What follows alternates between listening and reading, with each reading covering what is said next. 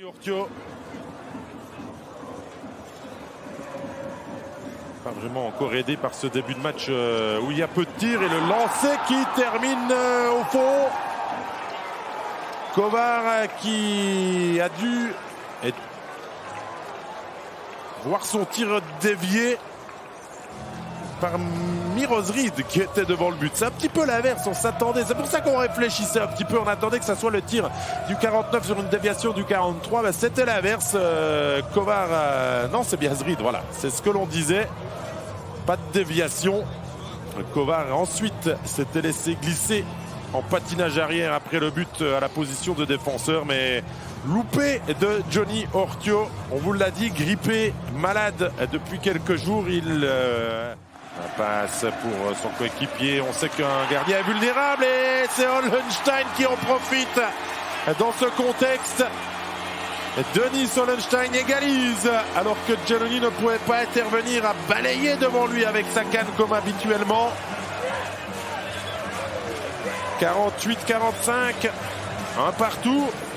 Celui qu'on disait un peu suffisant il y a quelques instants trouve le chemin du but. Il n'avait plus marqué depuis 7 rencontres. Denis Hollenstein, son 6e but de la saison.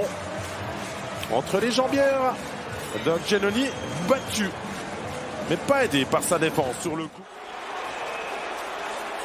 Les encouragements du Hollensteinion qui vont avec. Peterson a pris de la vitesse.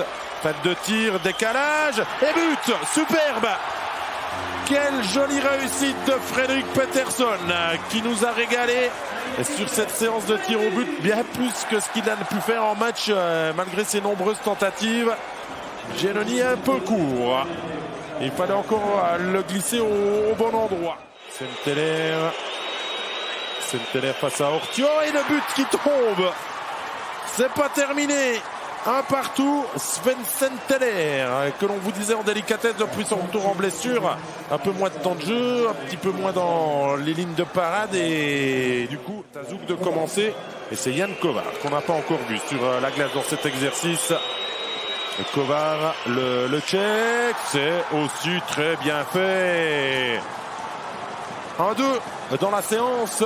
Et on revoit avec plaisir le ralenti de Kovar. Mais alors, dans cet exercice pour influencer. Et ensuite, Kovar a eu le travail un peu facilité. Pius Suter qui a manqué sa première tentative. Suter et non. Et c'est Zug qui s'impose au Hallenstadium. 4 matchs. 4 victoires pour les Zougois cette saison contre Zug. Et on a envie, et avant de vous redonner la parole, Bruno, de résumer ce que Dan Tangnes nous disait. C'est pas toujours la meilleure équipe qui s'impose dans ces duels, mais c'est quand même Zug qui trouve toujours la clé pour gagner